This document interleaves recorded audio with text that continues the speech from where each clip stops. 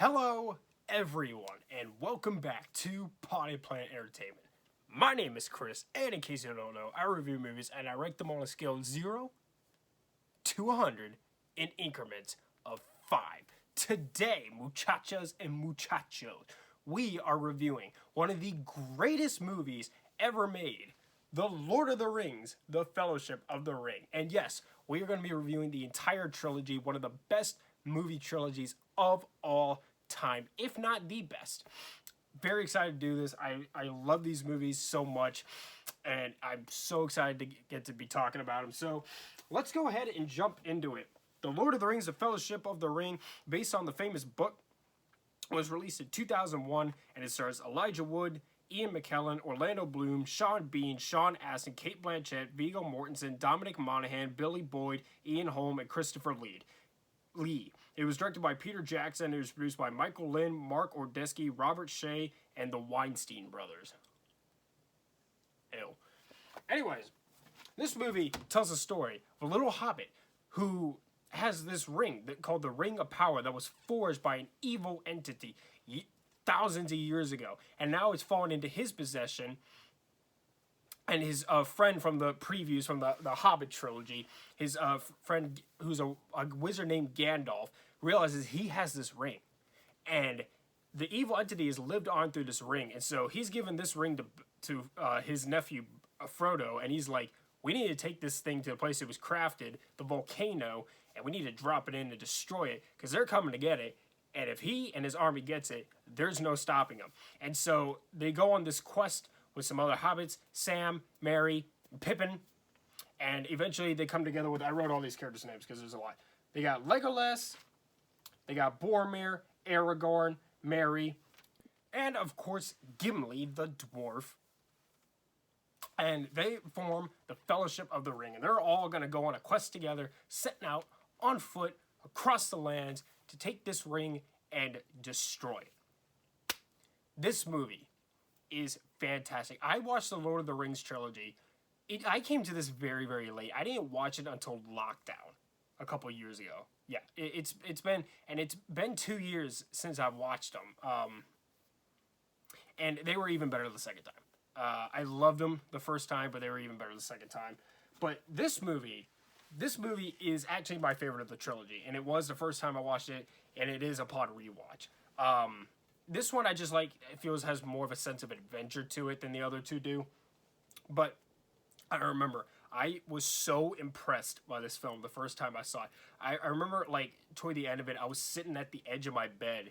Like, I had pulled the TV in closer, so I was, like, right in front of it. I was watching it. And then when it ended, I threw myself back on the bed, and I was like, so good! Because it is that good. This is top 5, top 10 best movies ever made. So let's jump into it with my pros and cons, which I don't have any cons, so we won't waste time with that. Hi, doggy, go lay down. So, first thing is the costuming. It's fantastic. They had an excellent costume department for this entire trilogy, and they knocked. I mean, all the costuming is really, really cool, and it really seems authentic to like people in this world that they really would wear clothes like this. Like, it doesn't seem overdone or over exaggerated or anything. The makeup is fantastic. These orcs look amazing. They are really gross and creepy looking, and I really like all the creatures in these movies are fantastic. The characters and the creature designs are just fantastic.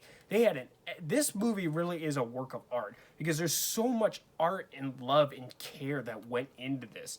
The characters and the creatures all are designed fantastic. You could tell somebody sat down, drew these pictures, and took their time because everything is pristine.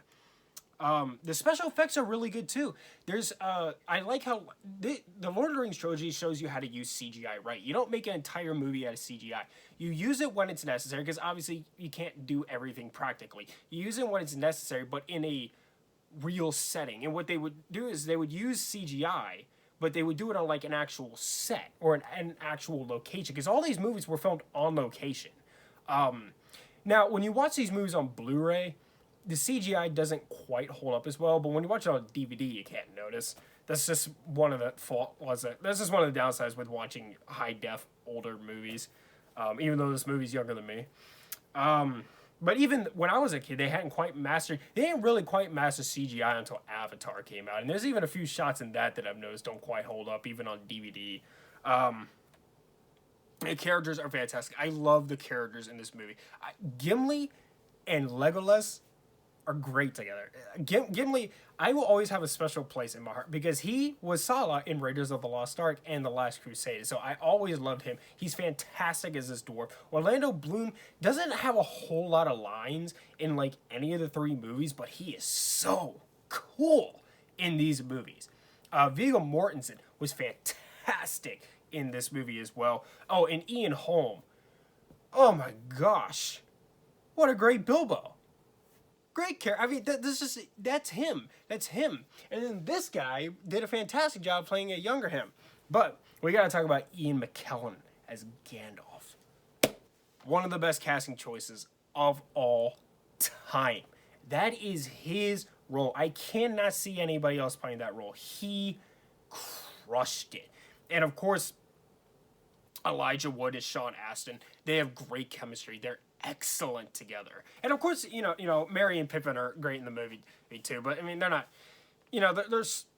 they're not the main characters, but they're casted very well, and they're funny. They provide good comic relief, and I like them being there. They don't feel like baggage. They never feel like baggage, which the Hobbit trilogy suffered from that, how all the hobbits, all the dwarves start to feel like baggage, and you never learn all their names. Merry and Pippin don't feel that way. They don't feel like baggage. They actually feel like belong, and they provide comic relief, and I like them. The casting, like I said, the casting is fantastic. I love that this movie has such a good sense of an adventure. This is why, like I said, I prefer this one to the sequels, because this one is really more about the journey. The other two are more about the war. And I really like the journey aspect of it, how they go from place to place to place, encountering danger after danger after danger. I love that so much. It's a really, really, really good adventure story. And the movie does a fantastic job at taking the audience on this journey with them. You feel like you're going there on this journey with them, and you want to be there on this journey with them because they're such great characters and it's such a great script. The writing and the script are phenomenal. Phenomenal. Peter Jackson helped write the script, and it's his masterpiece. It really is. Like I said, a lot of this movie was filmed on location, and the film locations are beautiful.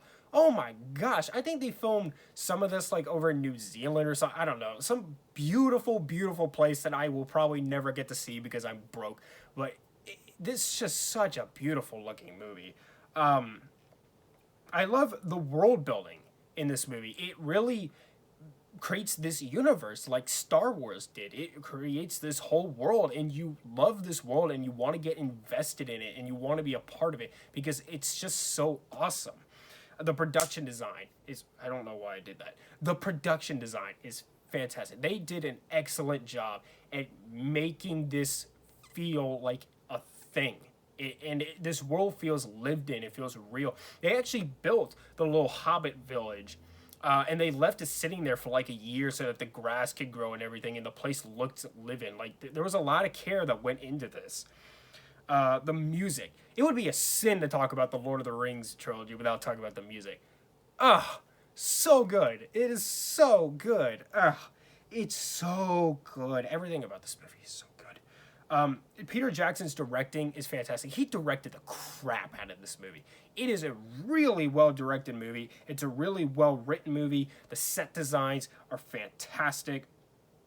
The suspense. These characters, when they go out on their journey, they're in constant danger. And so there's this constant heightened suspense. Even like when they're just camping out and they're all sort of hanging out, there's always some sort of danger that manages to come find them. They're always in some sort of peril. Therefore, they have to keep moving. They have to keep pressing forward, and they have to keep going to different locations where they keep coming across new danger, and it's always something new. I love it so much when they go to the mines and they have to fight all these orcs in there, and when they're just camping out, and then there's like this horde of birds, evil birds come. Like, it's just there's always something. There's always something. They can't catch a break, and so the tension is constantly heightened. This is one of the coolest movies ever.